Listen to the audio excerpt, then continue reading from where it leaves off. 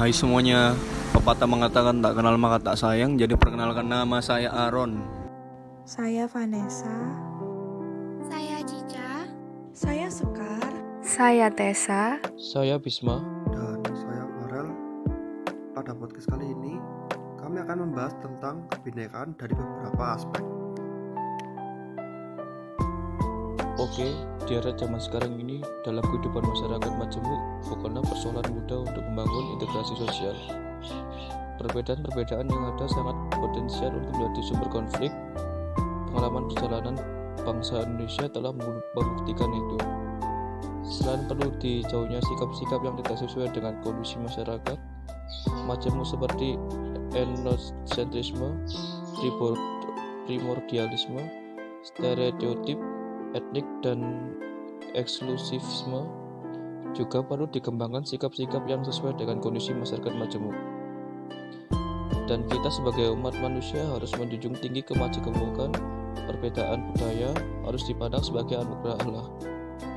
Untuk melihat keterbatasan suatu budaya dan memperluas pemahaman dan kompleksitas ciptaan Tuhan, pembinaan secara opsional terhadap jemaat yang majemuk menjadi langkah sederhana dalam gereja lokal yang kecil, agar turut berperanan dalam pembinaan kemajemukan di tengah bangsa Indonesia yang besar. Gereja melanjutkan ajaran Yesus, yaitu tidak sebatas damai secara fisik, melainkan secara batiniah, di mana manusia mengupayakan situasi damai, mengendalikan setiap nafsunya, dan menghormati hak dan martabat sesamanya, dan dibangun atas dasar semangat cinta kasih. Kesejahteraan dapat dirasakan bila manusia mampu membangun hubungan atau relasi yang harmonis baik dengan Tuhan, sesama, alam semesta maupun diri sendiri. Bukan hanya dalam bidang keagamaan saja, tapi di sini kita juga membahas tentang kebutuhan primer, yaitu pangan yang ada di masa depan yang akan mendatang. Tentunya, pengemasan makanan dan minuman harus mampu dan dapat mengimbangi berbagai kemajuan lain dari kehidupan manusia yang bersifat global, khususnya pada bidang industri pengolahan makanan. Seperti halnya pada makanan fungsional, kemasan yang higienis sangat dibutuhkan untuk kesehatan para konsumen. Mengapa demikian? Karena makanan fungsional memiliki beberapa manfaat, yaitu untuk mencegah kekurangan nutrisi. Nutrisi yang terkandung adalah vitamin, zat mineral, lemak baik, dan serat tinggi. Lalu bisa untuk mencegah penyakit. Contohnya makanan fungsional yang mengandung antioksidan. Antioksidan merupakan molekul yang dapat melawan radikal bebas, sehingga penyakit jantung, kanker, hingga diabetes dapat dicegah dan dapat mendukung tumbuh kembang anak-anak yang masih dalam proses pertumbuhan. Dalam konsep sejarah, beragama dan memajukan Indonesia sudah ada dari zaman penjajahan. Seperti yang kita tahu, bahwa Indonesia menerima banyak dampak positif dan negatif dari penjajahan-penjajahan. Yang positif bisa kita lihat adanya fasilitas-fasilitas umum peninggalan penjajah, sedangkan negatifnya banyak masyarakat yang tertindas demi fasilitas tersebut. Bagaimanapun, Indonesia bisa sejauh ini karena adanya persatuan dan kesatuan serta masyarakat yang majemuk.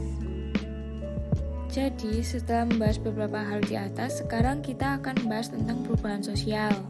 Nah, kalian sendiri tahu nggak sih perubahan sosial itu apa? Perubahan sosial itu adalah perubahan dalam masyarakat yang mempengaruhi sistem nilai sosial individu dalam bersikap dan berperilaku di tengah masyarakat. Nah, sekarang aku mau jelasin tentang bentuk-bentuk perubahan sosial. Yang pertama itu ada perubahan sosial secara lambat dan cepat. Perubahan sosial secara lambat dan cepat ini adalah perubahan yang terjadi dalam suatu kurun waktu, baik direncanakan atau tidak direncanakan. Lalu bentuk perubahan sosial yang kedua adalah perubahan secara besar atau kecil yang berpengaruh pada unsur struktur sosial, di mana dapat membawa perubahan yang besar atau bahkan tidak membawa perubahan secara langsung. Lalu bentuk perubahan sosial yang terakhir adalah perubahan yang direncanakan atau tidak direncanakan. Nah, perubahan ini itu merupakan perubahan yang biasanya dikehendaki oleh masyarakat sehingga berada di luar jangkauan pengawasan masyarakat. Setelah membahas bentuk-bentuk perubahan sosial, kita juga akan membahas faktor apa aja sih yang mempengaruhi perubahan sosial tersebut. Yang pertama adalah faktor internal atau dari dalam. Nah, faktor ini itu yang melandasi terjadinya suatu perubahan dari dalam masyarakat itu sendiri. Seperti naik turunnya jumlah penduduk, penemuan baru, bahkan hingga terjadinya pemberontakan atau revolusi. Yang kedua itu adalah faktor eksternal atau faktor dari luar. Nah, faktor ini itu faktor yang melatar belakangi terjadinya perubahan sosial di lingkungan masyarakat. Contohnya seperti peperangan, pengaruh budaya lain, dan lingkungan fisik di sekitar manusia. Tapi juga memiliki beberapa faktor-faktor lain. Singkatnya adalah faktor pendorong yang dapat berupa sistem pendidikan yang maju, sikap menghargai hasil orang, toleransi hingga orientasi ke masa depan. Juga ada faktor penghambatnya, yaitu perkembangan ilmu yang sangat lambat hingga sikap masyarakat yang cenderung pasif. Biar tidak bosan, kita gunakan bahasa yang berbeda nih. Next.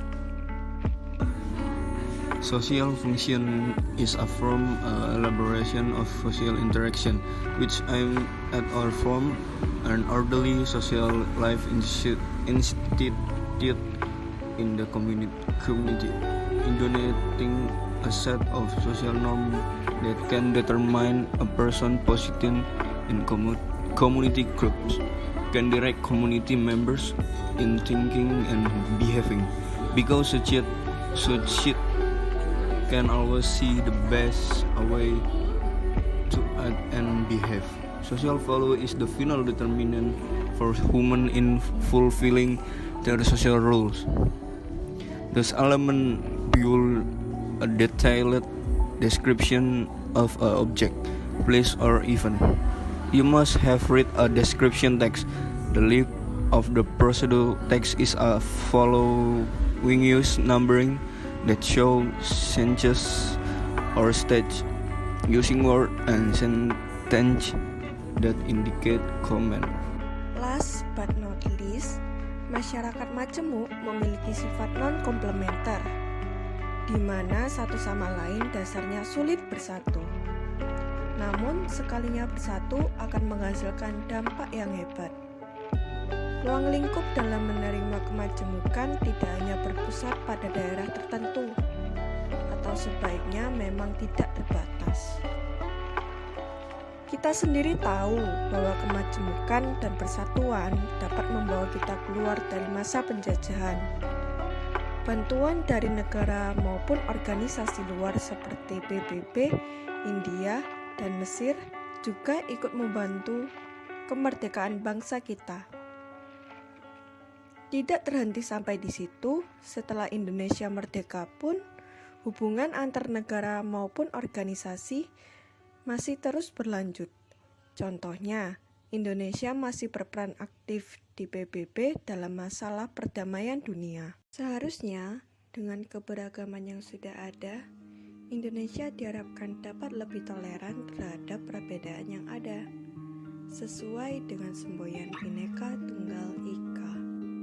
Segitu saja dari kami. Kami mohon maaf sebesar-besarnya bila ada kesalahan kata, dan semoga podcast ini bisa bermanfaat untuk kalian ya. See you di lain kesempatan.